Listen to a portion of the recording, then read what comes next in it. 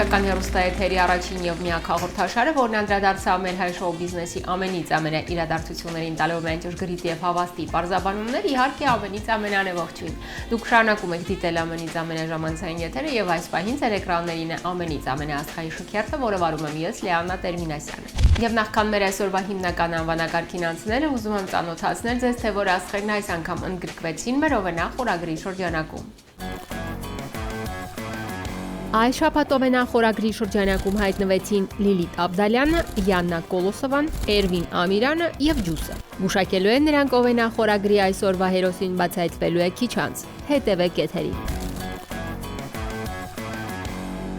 Օվենա խորագրին մենք դեռ այսօր կանդրադառնանք, դե իսկ այժմ հայտարարում եմ մեր այսօրվա հիմնական անվանակարգը՝ ամենից ամենաաստղային դիմահար դարումներ։ Ինչպես հայտնի է, աստղային դիմահար դարումը, այսպես կոչված մեյքափը, հզոր գործիք է, որի միջոցով աստղային գեղեցկուհիները կարողանում են կերպարանափոխվել բնական նյուդային երանգներից մինչև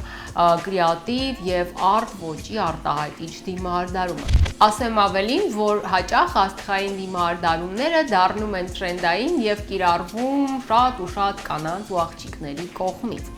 Իհարկե պետք է նաեւ փաստել, որ դիմահար դարման մեջ էլ գոյություն ունի նորաձևություն ասվածը եւ այսպես օրինակ եթե 10-15 տարի առաջ ավելի նորաձև էր գլամուրային, ավելի արտահայտիչ վառ դիմահար դարումը, ապա մեր իրականության մեջ ավելի նորաձև է բնականին մոտ դիմահար դարումը, որը ընդգծում է կնոջ կամ աղջկա գեղեցիկ դիմագծերը։ Մի խոսքով թեման իսկապես շատ հետաքրքիր է, հատկապես մեզ գեղեցիկ սեռի ներկայացուցիչներից համար, եւ այդ իսկ պատճառով այսօր մենք կրկին որոշեցինք անդրադառնալ այս թեմային։ Ինչու՞ չէ նաեւ լսել այս իմաստով փորձագետի կարծիքը։ Ինձ առագիրը ավելի շատ ձևավորվել է իմ երկար տարիների նկարչության փորձից։ Ես տարիներով գնացել եմ նկարչության ու նկարել եմ դիմանկարներ։ Հիմա իմ ֆավորիտ դիմահարդարներից դա Մարիոն է, ու եթե բախտ վիճակվի ու կարողանամ հայտնվեմ մի կետում, որտեղ լինի իր մաստեր կլասներից, անպայման կմասնակցեմ։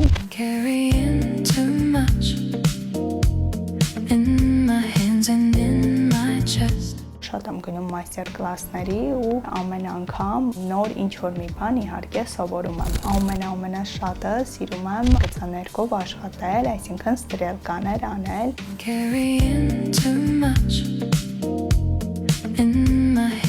Կան աղջիկներ, որոնց աչքերը նախատեսված չեն ստրելկաների համար, ու այդ դեպքում նռստուշովկայի տարբերակով ձգել, ծավալ հաղորդել ու թարթիչների միջոցով կարող ենք նույնիսկ ստանալ ստրելկաների էֆեկտ։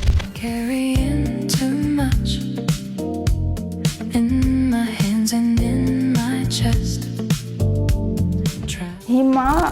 աղջիկները շատ են սիրում վարդագույն այտեր, բլաշ, օրինակ երբ որ մարդու դեմքի կառուցվածքը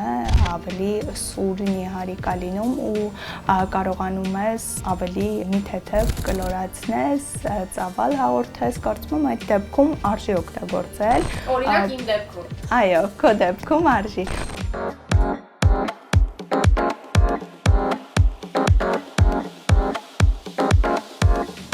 Բայց օրինակ իմ դեպքում իմ սկուլաները ավելի է արտահայտվում ու ես ինձ չեմ սիրում, մանավանդ որ ունեմ այնպես բնականից վարդագույն այտեր։ Ես շատ եմ սիրում կոնտուրինգ, նույնիսկ ասեմ, որ իմ աշակերտներին ոչ թե 1 կամ 2 տեսակի կոնտուրինգ եմ սովորացնում, այլ 3-ից 4 տեսակի տարբեր տեխնիկաների կոնտուրինգներ եմ սովորեցնում։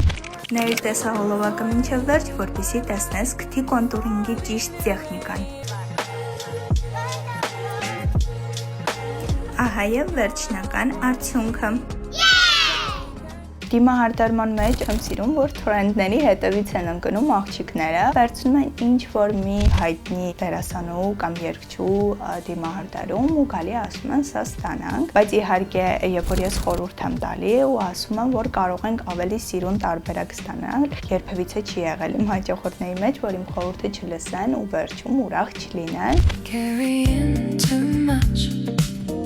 ինձ ամենաշատ տրվող հարցերից հարսանեկան դիմահարդարումը ինչով է տարբերվում երեկոյան դիմահարդարումից։ Երբ որ քո դիմաց նստած է հարցիկ ու իր պատասխանատու օրն է ու դու քո բոլոր ուժերը, եռանդները դնում ես, կենտրոնանում ես ու փորձում ես ստեղծել այն դիմահարդարումը, ինչի մասին ինքը այդ պահին երազել է, միշտ ցանկացել է։ Նաև հարսանեկան դիմահարդարման մեջ օգտագործվում է ավելի մնայուն նյութեր, որոնք երբ որ հարցիկին գալիս են շատ գրկում են, շնորհավորում են կամ հարցիկը հուզվում է, ընդհանրապես չի լինում ինչ-որ հետքեր դիմահարդարման վրա ու ամբողջ օրը պահպանվում է եւ իհարկե վաղաժամ աշխատանքը։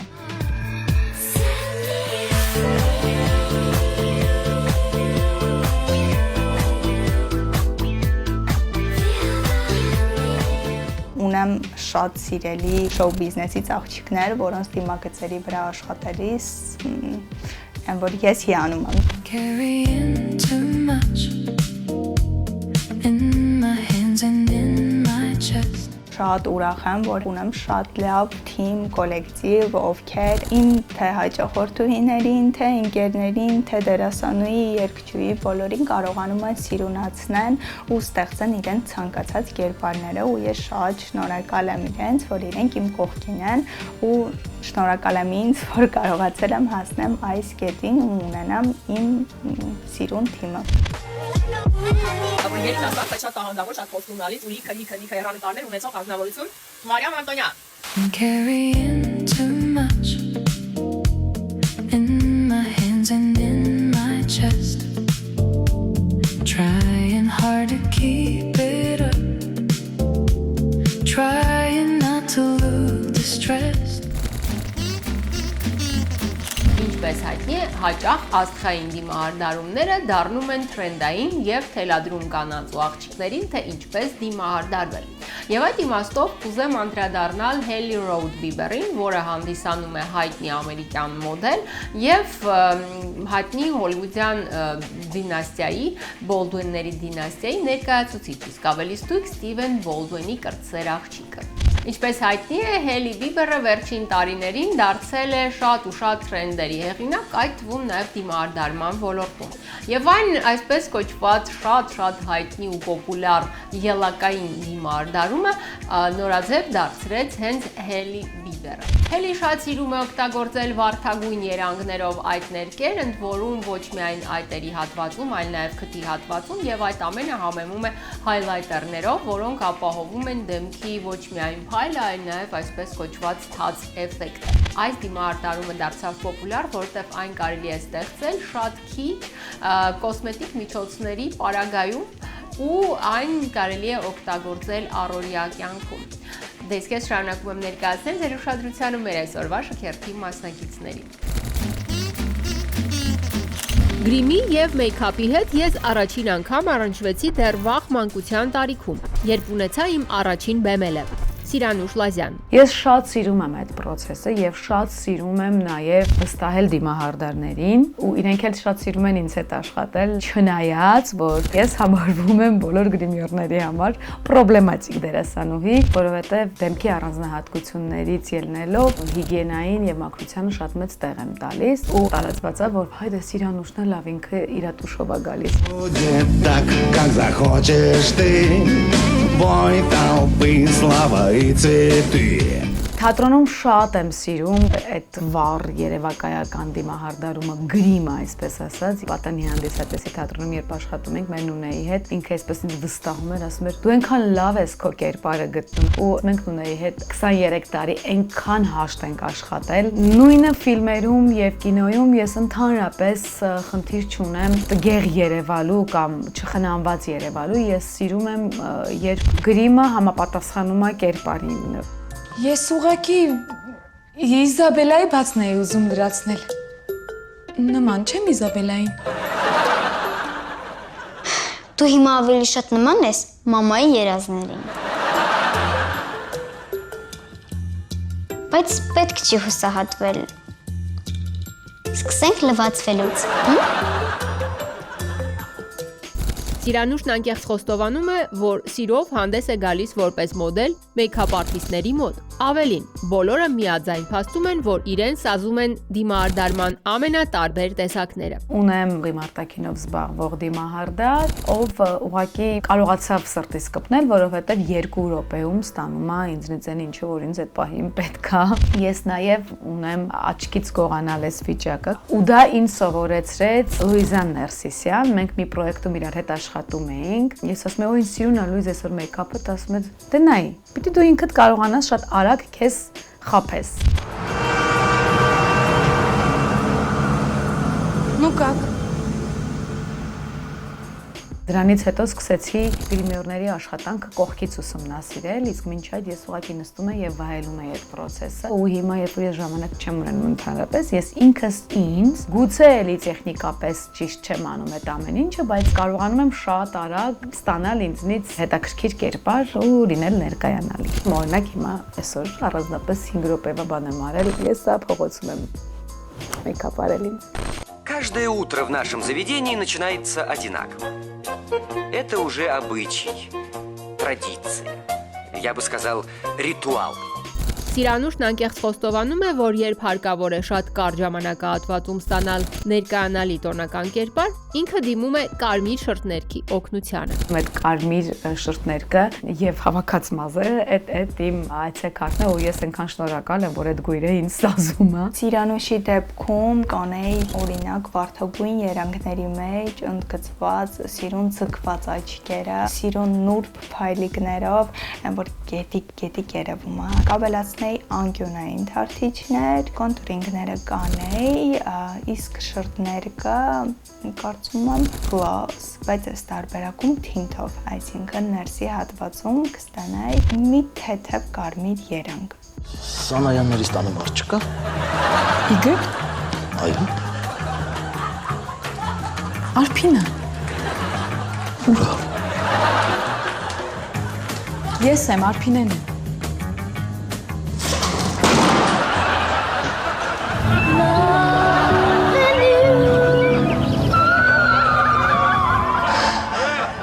Վայ Արփինա ջան։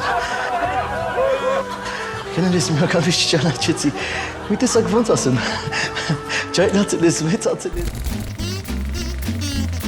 Շարունակելով ամենից ամենաաստղային դիմահարդարումների թեման, որոնք դարձել են թրենդային, եւ այս անգամ կուզեմ իշատակել մեր ազգակցուհի Քիմ Քարդաշյանի անունը։ Ինչպես հայտնի է, Քիմ Քարդաշյանը եւս թրենդերի մեծ սիրահար է, թելադրում է շատ ու շատ կանանց ու աղջիկներին թրենդեր, եւ այդ իմաստով թրենդային դարձրեց կոնտուրինգը հենց Քիմ Քարդաշյանը։ Ինչպես հիշում են շատերը 2010-ականներին այդ կոնտուրինգ ասվածը իսկական հեղափոխություն էր դիմահարդարման ոլորտում։ Իսկ ամեն ինչ սկսվեց նրանից, որ Քիմն ու իր դիմահարդարը Մարիո Դադիվանովիչը որոշեցին կոսմետիկ միջոցների շնորհիվ ստեղծել անթերի դիմահարդարում, որը կլինի իդեալական լուսանկարվելու համար։ Եվ այդ իմաստով օգտագործեցին մուգ եւ բաց շտկող երանգային քսուկներ, այսպես կոչված շտկիչներ, որոնք վիզուալ ձևափոխում են դեմքի կառուցվածքը եւ դիմագծերը։ Այս տեխնիկան այդքան ստացված էր, որ շատ ու շատ մեյքափ արտիստներ ընդօրինակեցին այն, սկսեցին մոդիֆիկացնել, զարգացնել եւ յուրաքանչյուր դեմքին համապատասխանացնել ըստ այդ դեմքի դիմագծերի յուրահատկությունների։ Դες քեզ շարունակում եմ ներկայացնել ձեր ուշադրությանը մեր այսօրվա շքերթի մասնակիցներին։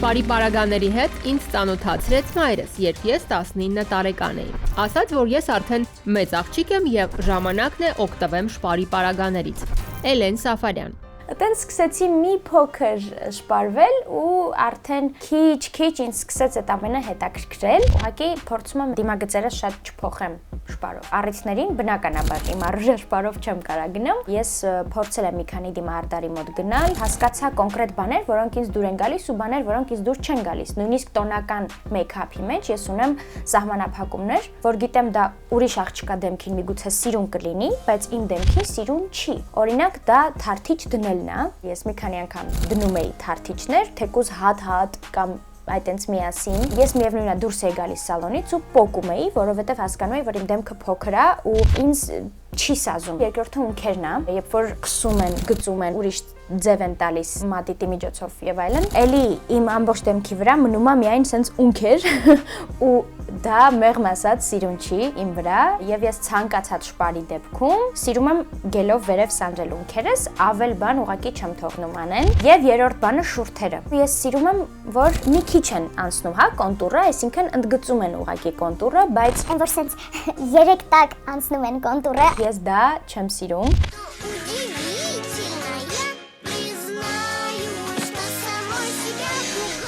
Էլենն անկեղծ խոստովանում է, որ դիմահարդարման մեջ ինքը սիրում է էքսպերիմենտներ աչքերի հետ։ Իմ ֆիշկան աչքերն են, որ ես կենտրոնանում եմ դրա վրա, այսինքն դիմահարդարներին թողնում եմ ստեղծագործեն աչքերի մասում։ Մարիամը շատ նուրբ, սիրուն մեյքափ է անում, լրիվ բռնել է իմ դիմագծերի հետ ոնց աշխատի ու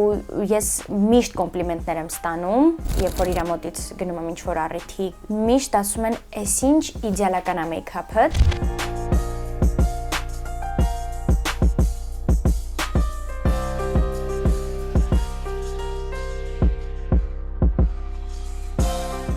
Ինքը իմ ամենասիրելի դեմքերից է, ես շատ եմ սիրում իր դիմագծերը։ Էլենը իմ այդ աղջիկներից է, ում երբեք թարթիչներ չենք ավելացրել ու իր դեմքի վրա դիմահարդարումը առանց թարթիչների նույնիսկ էլի շատ երևացող ու արտահայտիչ է։ Ես որ գնում եմ իր մոտ, ես մեյքափ ցույց չեմ տալիս։ Գնում եմ ասում եմ, Մարիամ, սենց այս գույնի շոր եմ հագնում, ինչ ուզում ես արա։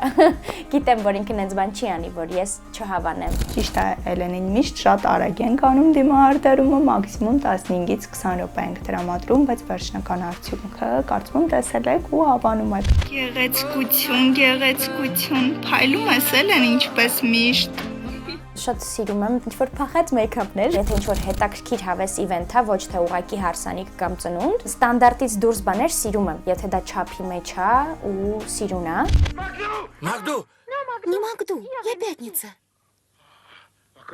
Ты что? Я чуть не умер. Էլենն անկեղծ խոստովանում է, որ կինոյում կամ սերիալում նկարահանվելիս բացարձակ չի կոմպլեքսավորվում, երբ կերպարը չի ենթադրում դիմահարդարում։ Վերջի ֆիլմում, որ նկարահանվել եմ, Ռուբեն Եսայանի «Թունելից 13 կիլոմետր հեռավորության վրա» ֆիլմն է, թրիլեր ժանրի, որտեղ ամբողջ կուրսով սցենարով գնում են ու կորում են անտառում, արկածներ է սկսում ու այնտեղ չպիտի լինի մեյքափ ընդհանրապես։ Ու այստեղ շատ կարևոր է, որ դերասանուհին օրինակ չունենա կոմպլեքս իր դեմքի հետ կապված, երբ որ ինքն ինձ դեր է խաղում, որ չպիտի շատ գրիմ անեն, հա, այդ կերպարին։ Իմ կարծիքով ցանկացած աղջիկ պետք է սիրի իրան, համ առանց շպարի, համ շպարով, որովհետև եթե դու չունես այդ ինքնավստահությունը, ինքդ քեզ չես ընդունում, չես սիրում, կապ չունի ինչեր կանես դեմքիդ վրա, դու միևնույնն է ինքդ քեզ չես ընդունելու ու չես սիրելու։ Մենք հիմա պալատկայում ենք, որովհետև ուժեղ անձրև է։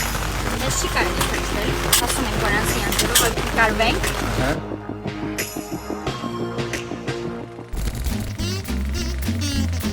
Շարունակելով ամենից ամենաաստղային դիմահարդարումների թեման, որոնք դարձել են թրենդային եւ լայն կիրառում գտնել դիմահարդարման ոլորտում, եւ այս անգամ կուզեմ իշատակել Քիմ Քարդաշյանի մայրիկի երկրորդ ամուսնությունից լույս աշխարհ եկած աղջկա Քելի Ջերների անուն։ Եվ այսպես հայտնի մոդել եւ բիզնես վումեն Քելին դարձավ այն պերսոնաժը, որը բարակ շուրթերից ծավալուն շուրթեր դարձրեց ընդամենը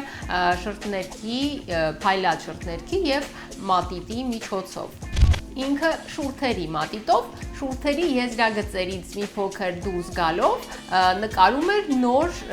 եզրագիծ եւ համադրելով այն առանց փայլի փայլած շուրթներքով ստանում էր ավելի հաստ հյութեղ շուրթերի էֆեկտ։ Այս թրենդը դարձավ իսկական բում, որի արդյունքում երկար տարիներ փայլած շուրթներքով հաստ շուրթերը դարձան գեղեցկության խորհրդանիշ։ Դες ես շարունակում եմ ներկայացնել ձեր ուշադրությանը մեր այսօրվա շքերթի մասնակիցներին։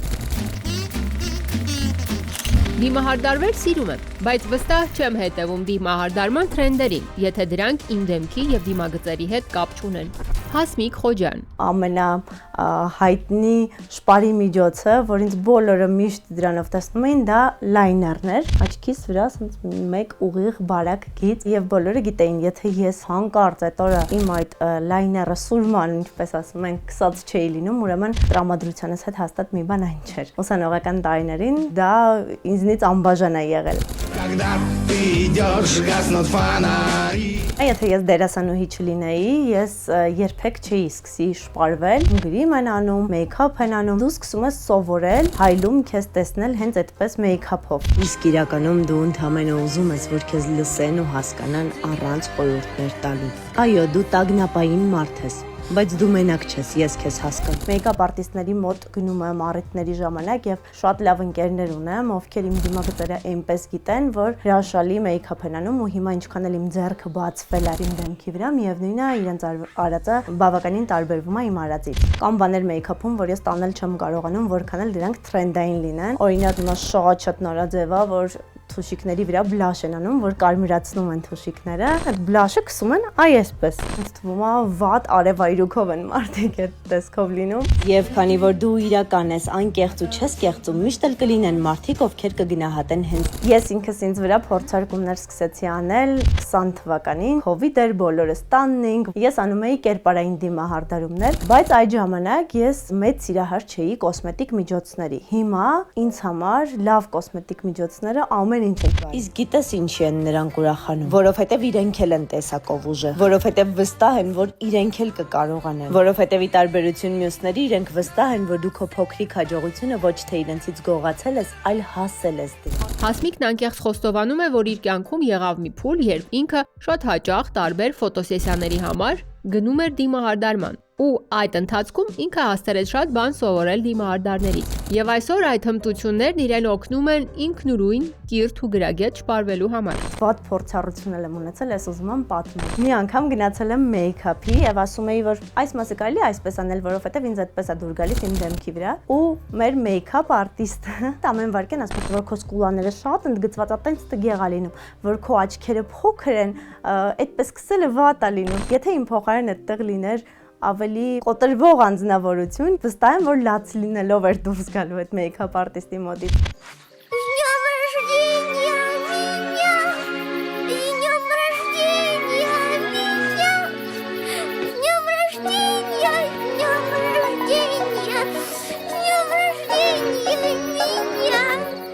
Առանց մաշկը խոնավացնելու երբեք ոչ մի տոնային գրեմ իմ մաշկին չեմ քսում։ Ես շատ սիրում եմ խիտ ծածկողականությամբ տոնային քսուկներ, փայլը հեռացնում եմ ամբողջ դեմքիս վրայից, կոնտուրով ընդգծում եմ անպայման դեմքս, իդեպ աչքերիս հատվածում հիմնականում նույն կոնտուրն էլ օգտագործում եմ, արագ-արագ։ Եղանում ես այնպիսի բաներից, ինչու ուրիշները չնչին են համարում։ Իսկ երբ հետդ խոսում են, բառերը չես լսում, այլ հասկանում ես ինտոնացիան։ Շորտներ որպես այդպիսին չեմ օգտագործում, բայց կոնտուրներ եմ սիրում ու իմ մեջում Instagram-ի, նույնիսկ իմ լիպ կոմբոյի գաղտնիքն էի ասել։ Հասմիկի հետ առիթ ունեցել եմ աշխատեմ, քանի որ դիմագծերը շատ նուրբ է։ Եթե ես աչքերը Հասմիկի անեի նուրբ շրթներքի վրա կդնեի ակցենտը ու կստանայի ավելի արտահայտիչ, իսկ եթե նուրբ շուրթեր ստանայինք նյուդվի երանգով, միշելով Հասմիկին այդպես էլ արել էինք, աչքերը ավելի ընդգծված կանեի թարթիչներով, կփորձեի ավելի ձգված ֆոքսի աչքեր ստանայի։ Կամեցող ու աշխատասեր մարդիկ միշտ հասնում են իրենց երազանքներին։ Շարունակելով ամենից ամենահասկային դիմահարդարումների թեման, որոնք դարձել են թրենդային, եւ այս անգամ կուզեմ հիշատակել աշխարհի ամենաբարձր վարձատրվող թոփ մոդելներից մեկի Բելլա Հադիդի անունը։ Պարզվում է, որ այսքան սիրված Foxy Eyes աղվեսի աչքեր դիմահարդարման հիմնադիրը հենց Բելլա Հադիդն է։ Ձգված աղեղներով եւ հատուկ տեխնիկայով ստվերաներկերը տարածող դեպի քունքերը այդ դիմահարդարման Բելլա Հադիդը կարողանում էր իր աչքերի արտաքին եզրերը բարձրացնել վիզուալ դեպի վերև։ Այս դիմահարդարումը դարձավ պոպուլար, որովհետև այն ունի նախ լիֆտ էֆեկտ եւ երկրորդը դարձնում է հայացքը ավելի խորհրդավոր։ Իսկ նման խորհրդավոր հայացքի սիրահար աղջիկները ել ավելի կատարելագործվեցին եւ հաճախ այս Foxy Eyes դիմահարդարման ժամանակ օգտագործում են դեմքի համար հատուկ նախատեսված ժապավեններ, տեյպեր։ Դες քեզ շարունակում եմ ներկայացնել ձեր ուշադրությանը մեր այսօրվա շքերթի մասնագետներին։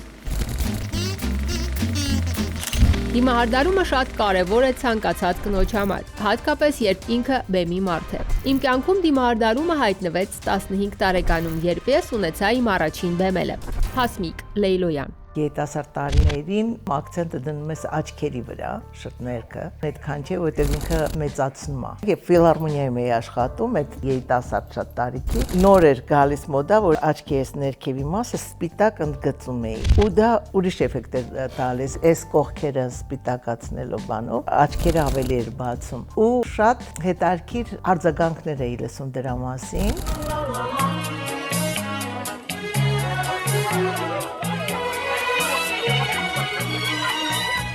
Տարիների ընթացքում իհարկե փոխվում ես ու ինքդ ես ավելացնում, պակասացնում այդ մակիաժը, բայց բեմի մակիաժը երբեք կյանքում չես կարող օգտագործել։ Բեմի համար ես եմ միշտ էլ արել, նկարահանումների համար էլ։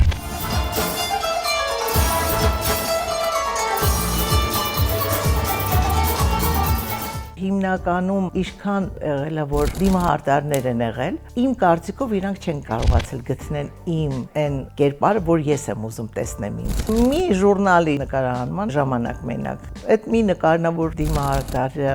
աշխատանքն է։ Доброе утро, Верочка. Товарищ Калугин, у себя? Боже мой, кто это? Это я. Как я вам? А? Отпад. Հասմիկ Լեյլոյանն անկեղծ խոստովանում է, որ ունենալով մի քանի փորձ աշխատել դիմահարդարների հետ, եկել է այն եզրակացության, որ ինքն իրեն ավելի ներդաշնակ է զգում, երբ ինքնուրույն է անում իր դիմահարդարումը։ Անգամ բեմելիս եւ ինչ որ ներկայանալի առիթներին մասնակցելիս։ Ավելին, Հասմիկ Լեյլոյանը խոստովանում է, որ երբեք չի հասկացել այն աղջիկներին, որոնք հետևում են դիմահարդարման թրենդերին, առանց հաշվի առնելու մի պարզ ճշմարտություն, որքանով այդ թրենդը համապատասխանում է իրենց դեմքին։ Ես սիրում եմ, երբ որ ռումյանա է արվում, դեմքը իր միատոն վիճակից դուրս է գալիս։ Աչքերը ընդգծված, հետո տարիքի հետ դա էլ է փոփոխվում ախր։ Եթե երիտասարդ տարիներին կարող ես ծեները օգտագործես, գունավոր ինչ-որ բաներ անես, ինչ-որ գալիս է տարիք, որ ասում ես, չէ, մի քիչ ավելի նուրբ լինի։ Մի բան էլ կասեի, որ ես կյանքում չեմ լցրել շուրթերը, բայց այդ կոնտուրով ես ստանում եմ իմ կարծիքով այն ձևը, ինչ որ ես կուզեի։ Այդ ինչ որ օգտագործում ես մակիաժը անելուց դու պետքա ստեղծես էֆեկտներ քո դեմքի вրա։ Երբեք չեմ սիրել ու չեմ ընդունում, երբ որ օրինակ հիմա մոդա է այս ձևի քսելը, ուրեմն բոլորը սկսենք այդ ձևով։ Бровь должна быть тоненькая, как ниточка, удивленно приподнятая. Как у вас? Ну, я тоже не эталон.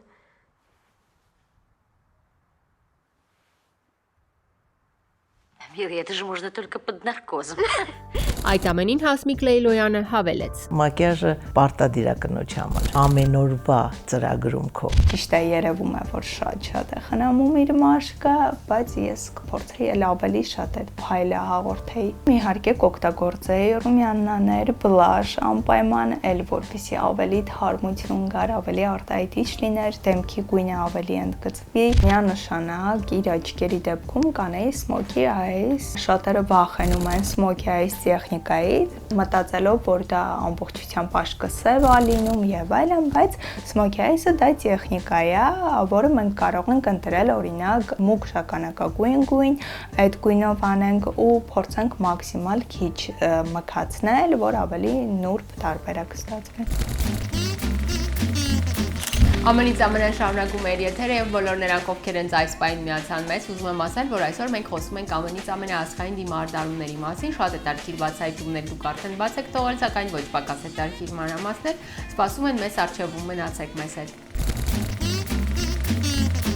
Դիմահարդարումով ես ինձ իսկական գեղեցիկ սեռի ներկայացուցիչ եմ զգում։ Մի այլ տեսակի նուրբ, կանացի եւ անչափ հմայիչ։ Արևիկ Հակոբյան։ Լուրջ վերաբերվել եմ մեյքափին, գրիմին, սկսել եմ թատրոնում, որովհետև թատրոնում գրիմ ասվածը դա քո կերպարի 50%-ն է։ Տեսարաններ կա, որ այդ գրիմը քեզ նենց է պետք գալիս։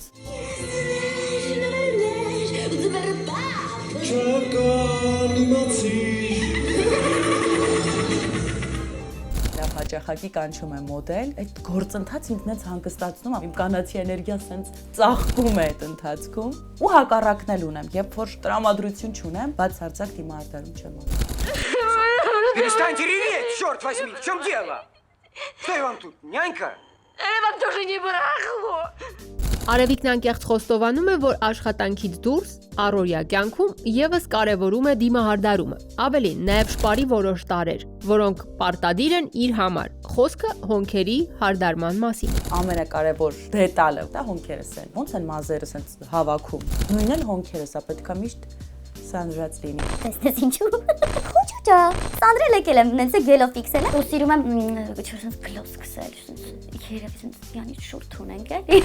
Если у вас так густо растут брови, надо же с этим как-то бороться. Как с этим можно бороться? Ну, надо выщипывать, прореживать. Чем? Ну, хотя бы рейсфедером. Рейсфедером? Ай, милый, это же больно. Ну, вы женщина, потерпите. Միջայլոցը ես շատ եմ օգտագործում սնգույթ, որը նույն ռումյանն է։ Ու չափը անցնում եմ երբեմն, կոնտուրինգ շատ եմ սիրում։ Սնգույրով եմ անում ամբողջը, ասենց վերցնում եմ։ Ես սենց եմ։ Հենց հիմա սենց արած եկել եմ։ Երբ որ շատ կարևոր տեղ ունեմ գնալու, ես դիմում եմ պրոֆեսիոնալ մեյքափ արտիստի։ Սմոք եմ սիրում, աչք եմ սիրում, հա, սենց ծիլկաներով սենց աչքեր եմ սիրում։ Թատրոն տանիքում Կլեոպատրա եմ խաղում, X եմ ինձ դիմահարդարում, այդ մի հատ ուրիշ հաճույք է, լիարժեք կերպարի մեջ ես։ Ես ուզում եմ թատրոնի գրիմյորներին անդրադառնամ, մեկը ասում ենք մեյքափի աստվածուհի, Ռիփսիմենե Սարգսյան եւ Անին Աբրահամյան, իրանք իսկապես հսկայական մեծ գործ են կատարում, ոնց ասեմ, հալալա իրանց։ Այդ ամենին Արևիկ Հակոբյանը հավելեց. Օй, պատմությունը պատմեմ։ Պիտերում հյուրախաղերի ենք, ու քանի որ մեր գրիմյորի չենք տարել, բերել են մեզ համար մի հատ մեյքափ արտիստ, Անին Քոչարյան իհարկե նկատեց սկզբում հետո ես, որ գեյշայի գրիմ է անում արդեն։ Ու Ռուզան Գասպարյանն է նստած գրիմի ու չի նայում հայելու մեջ։ Հետո սենց Ռուզան Գասպարյանը չդիմացավ, սենց նայեց իրան հայելու մեջ, ցարեց։ Սա ես չեմ։ Վերջը չեկան համաձայնության, նեղվեց, գնաց, լվացվեց, ու սենց շուռ եկավ այդ աղջիկին սենց հայեց։ Դուք նստեք, ես սենց գուբկաս վերցրեցի, ասի չէ, ես ինձ մեյքափ կարողանում եմ անեմ։ Я сам. Ուզում ասեմ, նաև մասնագիտական է։ Տարական բաներ, որ պետքա իմանա դերասանուհին։ Ես ինչ տարբերակ կանեի, դե իհարկե հոնքերը միայն կֆիքսեի, իսկ աչքերը կարծում եմ ավելի արտահայտիչ տարբերակով կստանայի, շրթունքները ինձ թվում է գլոս։ Եվ քանի որ ձեր հաղորդումը նայում եմ շատ սիրելի Արևանուհի Եստերը, ես ուզում եմ նրան այստեղից ողջունել եւ ասել, որ ես էլ եմ շատ սիրում այս հաղորդումը, միասին կդիտենք մամային ոչ մի խոսք։ Դիմահարդարումն ինձ համար ավելի շուտ պրոցես է, որից ես ստանում եմ գերագույն հաճույք։ Այնպես որ շպարվելու վրա կարող է ծախսել մոտ 1.5 ժամ, բայց առաջին հայացքից այն լինի գրեթե աննկատ։ Սիլվա Պետրոսյան։ Սիրում եմ միշտ մինիմալ ամեն ինչը, բայց ես ուղղակի վայելում եմ այդ պրոցեսը։ Մամաս զանգում ասում է, ինչ ես անում, օրինակ առավոտը ժամը 11-ն է, ես պետքա տանից դուրս գամ ժամը 7-ն, ասում եմ, դե սկսել եմ շպարվել։ Ասում եմ, բայց եթե 2-ին ես դուրս գալու, ինչ ես հիմա արդեն սկսել։ Հիմա էլ երբ շպարվում եմ, չեմ սիրում, երբ լինում է տեսքը արհեստական։ Այսինքն միգուցե մարդ շպարվի 15 րոպե ունենա արհեստական տեսք, մարդկա կարող է շպարվել 1 ժամ, ժամ ու կես, բայց նայես դեմքին քեզ թվա, որ շատ բնական է ամեն ինչ ու ինքը գրեթե չի շպարվել, ես նախընտրում եմ միշտ երկրորդ տարբերակը։ Иди.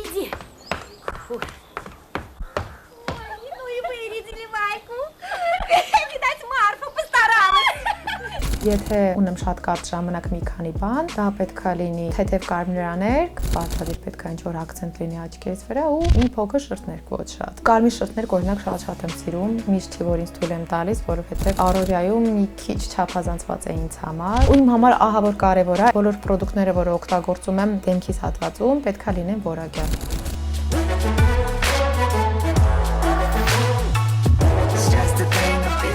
Սիլվան անկեղծ խոստովանում է, որ իր դիմահարդարումն անում է ինքնուրույն, այդ թվում նաև առիթների համար։ Բայց այնուամենայնիվ կառանձնացնի մի քանի դեպք, երբ իր դիմահարդարումը վստահել է պրոֆեսիոնալներին։ Ամբողջ իրար հետ մի 5 անգամ, որ ինչ որ մեկին վստահել եմ, եւ մի 3 անգամ նա որից հաջողված դուրս եկել։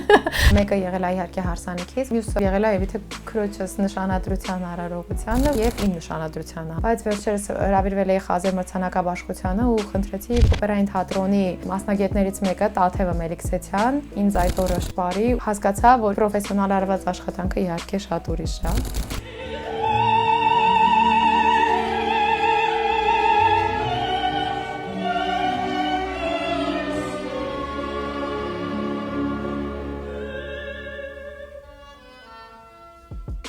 Ինչը վերաբերում է Սիլվայի բեմական կերպարներին, այս պարագայում ինքը ամբողջովին վստահում է գրիմյորին, քանի որ այն խորին համոզման է, որ կերպարի մեջ լիովին մտնելու համար շատ կարևոր է նաև համապատասխան գրիմը, կեղծամը եւ կոստյումը։ Օպերային գրիմը դե բնականաբար տարբերվում է, հաճախ լինում են, որ գալիս են ասում են, «Հա, գիտես, քեզ օրինակ, այսպես որ անում ես, ավելի ես ազում»։ Ես միշտ ժամանակ ասում եմ, առօրյա կյանքում ես այս կերպարի մեջ եմ, բայց պարտավոր չի օրինակ Սոման, Միմին եւ Butterfly լինեն Սիլվայի մազերով ու դեմքով։ Ու ինձ անսահման դուր է գալիս, որ ես կտրուկ սկսում եմ տարբերվել ինքս ինձնից։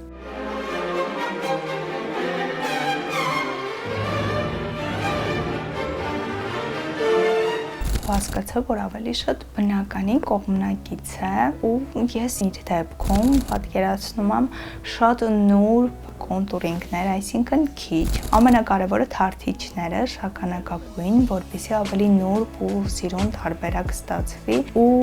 կարծում եմ փայլիկներ կանեի, բայց ոչ մի ավելորդ բան, ոչ մի գծաներ, ոչինչ չի անի։ Իսկ շուրթերը կստանայի բաց, նյութ, ինչ որ երանգ իր կերպարին համապատասխան։ Եվս մեկ ամենից ամենաաստղային մասնակից մնաց ներկայացնել ձեր ուշադրությանը եւ ես առանց չարաշահելու ձեր համբերությունը հանձնում եմ եթերը նրան։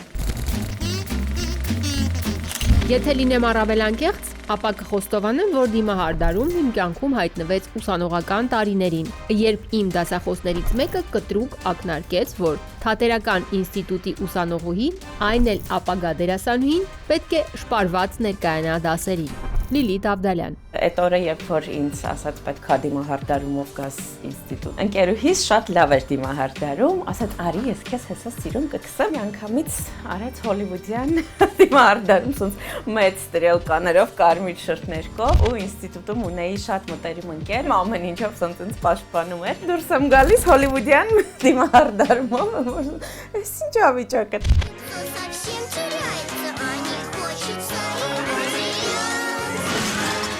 Դրանից հետո արդեն որ սկսեցի գնալ տարբեր տեղեր դիմահարդարման մոդել, մի անգամ շատ սիրելի իմ ընկերուհին Նանեն ասաց, այսքան որ դու գնում ես մոդել, ինչի դու ինքդ չես սովորում, դու ինքդ անես եւ հիմա արդեն սերտիֆիկացված դիմահարդար եմ։ Երբեմն գնում եմ նաեւ մաստեր կլասների, որպես աշխատանք ցավոք սրտի չեմ անում, որովհետեւ ժամանակ չունեմ, որ ամբողջ օրը լինեմ սալոնում, բայց եթե լինում են ցանկացողներ, անում եմ իմ բոլոր ընկերուհիներին, ծանոթներին, դա իմ հոբին է։ Լիլիթն անկեղծ խոստովանում է, որ դիմահարդարման հետ փորձարկումներ հաճախ է անում, բայց առօրյա կյանքում ավելի շատ նախընտրում է որոշակի դիմահարդարում։ Հիմնականում այս մոտավորապես այսպիսի տեսք ունեմ միշտ, իմ դիմահարդարումները հիմնականում ես եմ անում, բայց երբ որ գնալու եմ ինչ-որ կարևոր նկարահանման կամ ինչ-որ լավ տեղ, որ ուզում եմ շատ ավելի էֆեկտիվ ու արտահայտիչ լինի, կստահում եմ կամ իմ ուսուցչուհի գծիկ ընկերուհին Անեին կամ Հերմինեին։ Ինձ համար դատարկ է դիմահարդարումը, եթե չկա Ռումյանա, փայլիկներ իհարկե։ Ես եմ որ ոչ թե սենց քսում եմ, այլ այսպես քսում եւ շրթունքները համեկել դուր։ Այս վերջերս ինչ որ էլի ստարել է գլոսը, մատիտի վրայից ուղղակի գլոս եմ անում ու դառնում է վալա էֆեկտ։ Որ լինում է ասենց ամբողջ ինտերնետը ողողվում է ինչ-որ հետաքրքիր տենդենսներով, ինքս լինելով նաև եւ մեյքափի սիրահար եւ մեյքափ արտիստ, նայում եմ տենդենսներին, ինձ վրա փորձարկումներ եմ անում, ու եթե ինչ-որ շատ սիրուն բան եմ տեսնում, էլի զանգում եմ իմ երկու դիմահարդարներին, ասում եմ, եկեք էս անենք, բայց ամեն դեպքում ես այն մտքին եմ, որ առաջին հերթին պիտի նայես դեմքիդ, պիտի հասկանաս դա քեզ սազում է, թե չի սազում, եւ պիտի հասկանաս նաեւ ինչ միջավայրում դա կարելի է օգտագործել, թե թատրոնում, թե ֆիլմերում, եթե կոնկրետ ինչ-որ պահանջներ չկան, ես եմ անում իմ դիմահարդարումները։ Իրեն շատ է սազում դիմահարդարում, քանի որ ունի արտահայտիչ դիմագծեր, օրինակ ես կանեի ստրիալկաների իհարկե արտահայտիչ ու իհարկե այս դեպքում իրեն կանեի արտահայտիչ շրթներ, քանի որ շատ հավանեցի իր վրա արտահայտիչ այդպես երևացող շրթներ կա։ Որի սիրունացրեց, ճաշեր նեփեց, կինոն նկարեց, ինքը նկարվեց, ինքը սիրունացավ, անող, տնող մատները Բայց չեք պատկերացնում ինքն ինչ տեղանալ։ ամեն ինչը ոսկի։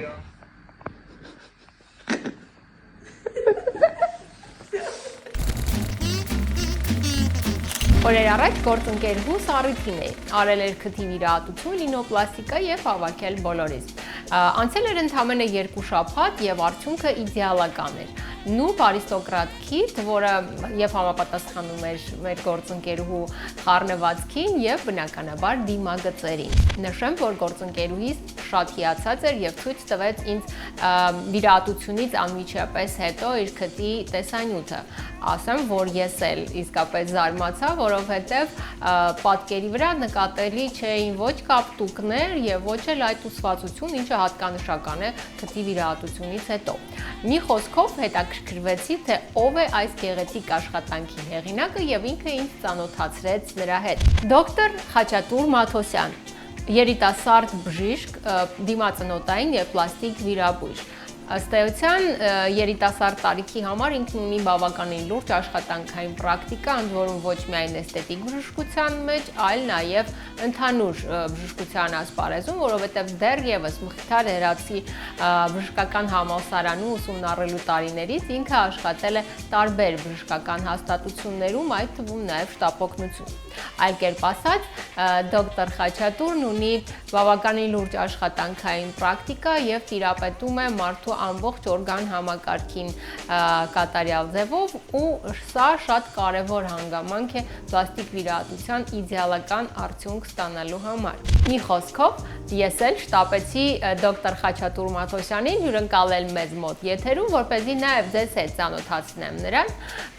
որովհետև ռինոպլաստիկան եւ առհասարակ պլաստիկ վիրահատությունը մեր իրականության մեջ դարձել է շատ ակտուալ եւ տեղ-տեղ նաև օրակարգային։ Ուսումս 2009 թվականից սկսել եմ Երևանի Մխիթար Հերացու անվան պետական բժշկական համալսարանից, ուսանելով բակալավրիատի, մագիստրատուրայի, այնուհետև դիմածնոտային վիրաբույժություն կլինիկական օրդինատուրան Երևանի թիվ 1 համալսարանական հիվանդանոցում։ Այնուհետ աշխատել եմ հենց նույն համալսարանական հիվանդանոցի շտաբ եւ անհետաձգելի բուժօգնության բաժանմունքում որպես հերթապաբժիշկ։ Բժշկի ուղին որպես այդպիսին ամենասկիզբը եղել է 16 թվականին Գյումրու շտաբ բուժօգնության կայանում որպես հերթապահ բրիգադայի բժիշկ, որից հետո Արտիկի բժշկական կենտրոնում որպես շտաբօգնության բժիշկ, Արտիկի քերակատարողական հիմնարկում որպես ընդհանուր պրոֆիլի բժիշկ, Գյումրի բժշկական կենտրոնում արդեն որպես դիմածնոտային վիրաբույժ հիմնեղ մասնագիտության եւ Սուրբ Գրիգոր Լուսավորիչ բժշկական կենտրոնում որպես դիմածնոտային պլաստիկ վիրաբույժ։ Ինքս զբաղվում եմ դիմածնոտային շրջանի պլաստիկ եւ ռեկոնստրուկցիվ վիրահատություններով։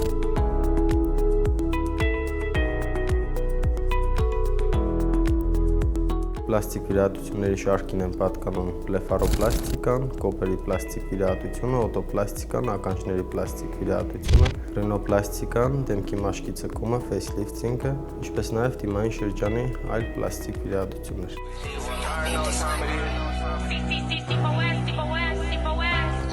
Հիմնական խումբը մեր պացիենտների զբաղեցնում են ռինոպլաստիկայի թիմող պացիենտները։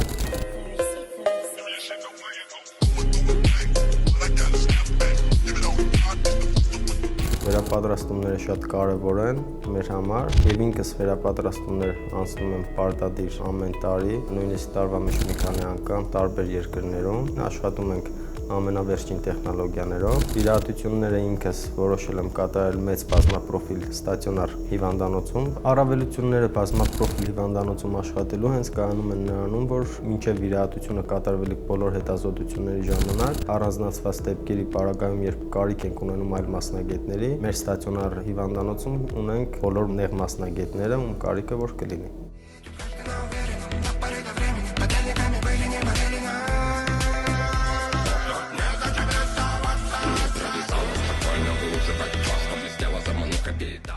Բոլոր վիրահատությունների մեջ բնականաբար ունենք նորամուծություններ գործիքակազմի հագեցվածությամբ, որոնց մեջ միանշանակ առանձնացվում է կոնկրետ ռինոպլաստիկայի ժամանակ պիեզոտոմ սարքի օգտագործումը, որը մեզ տալիս է մինիմալ տրավմատիզացիա եւ մինիմալ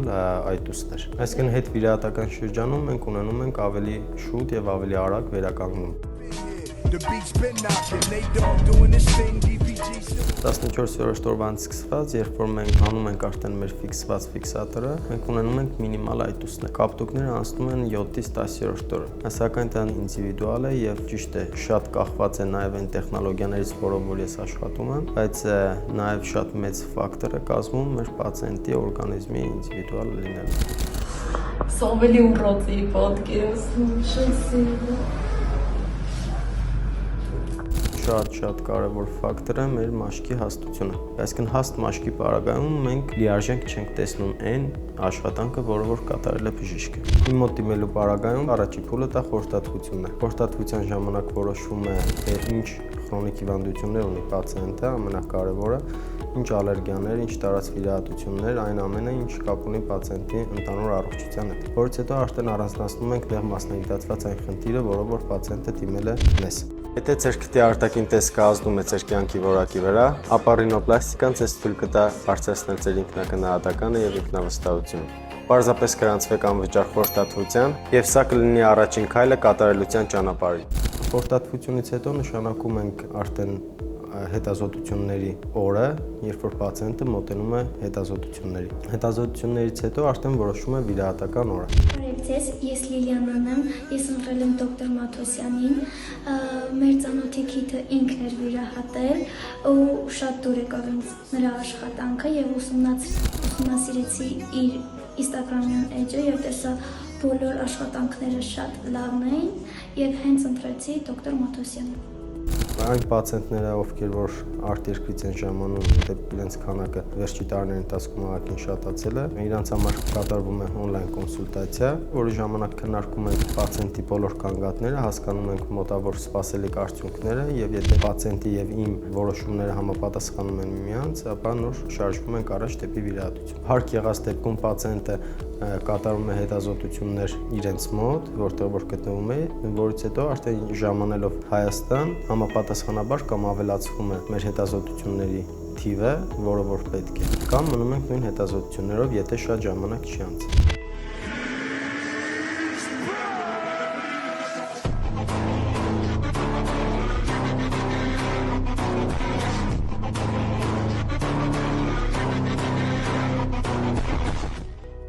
Առաջնային ռինոպլաստիկայի պարագայում վիրահատությունը ստատիստիկ տևում է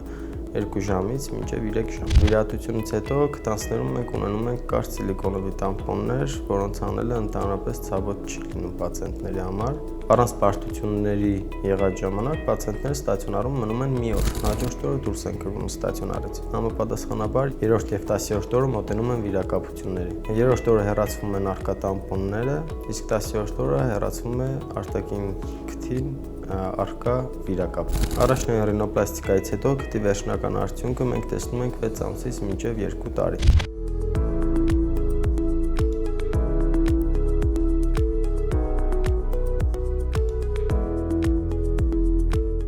Թիվը ինդիվիդուալ է, փոփոխական, կախված է օրգանիզմից, կախված է պացիենտի տարիքից, կախված է մաշկի առանձնահատկություններից, կախված է ներվիրահատական ընթացքից։ Ունենք մի շարք հետվիրահատական գործոններ, որոնք որ բերում են մեր այտուստների քանակի շատացման եւ բնականաբար պացիենտներին հակացուցված են նման գործոնները։ Դրանց մեջ մտնում է երկարատև գլուխը կրացրած պահելը, երկարատև ճանապարհ գնալ գալը, ջերմության կողքին երկարատև կանգնելը, ալկոհոլի օգտագործումը, մասնավորապես քարե ջրի եւ շամպայնի։ Նշված գործոնները բացառում ենք առաջի ամսվա պարագայում։ Սպորտով զբաղվել, ֆիթնեսներ, ծանրաբեռնված աշխատանք առաջի ամսից հետո աստիճանաբար են սկսում պացիենտները։ 6 ամիս չենք թողնում, որ պացիենտները ծով գնան, եթե կրում են օպտիկական ակնոցներ, անցնում են լինզաների, հարավային ակնոցներ 6 ամսով չենք թույլատրում։ Շատ ակտուալ դեմքի միջամտությունները կատարվում են բացառապես իմ հետ խորհրդակցելուց հետո։ Պացիենտները վիրահատությունից հետո գալիս են հերթական այցի, պարտադիր առաջի ամսում, 3-րդ ամսում, 6-րդ ամսում, մի տարում եւ երկրորդ տարում։ Բոլոր այցերը նշված են պարտադիր, իսկ մնացած կանգատների պարագայում դիմում են անմիջապես։ Զբաղվելով էսթետիկ վիրաբուժությամբ, իմ համար ամենակարևորը դա միշտ ֆունկցիոնալ խնդիրն է, այսինքն առողջական խնդիրը։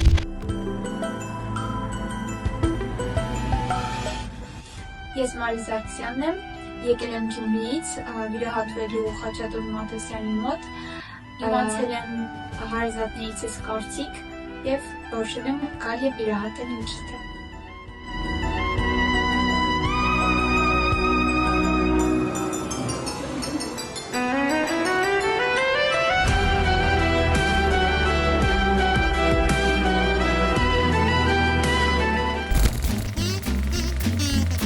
Եկել է պահը ովենախորակի, որի շրջանակում մեր մասնակիցները պետք է գուշակեն, թե որ հայտնի մարդու ոչ հայտնի լուսանկարն են ներկայացնում իրենց ուշադրությանը։ Իդեպ նաև դուք սիրելի հեռուստադիտողներ ունեք հնարավորություն մասնակցել մեր այս խորագրին, ուղարկելով հայտնի մարդկանց ոչ հայտնի լուսանկարները մեր Facebook-յան պաշտոնական էջին, որն է ամենից ամենաաստղային շքերթ։ Դες կամենայտարքիրները ես բնականաբար կներկայացնեմ եթերում։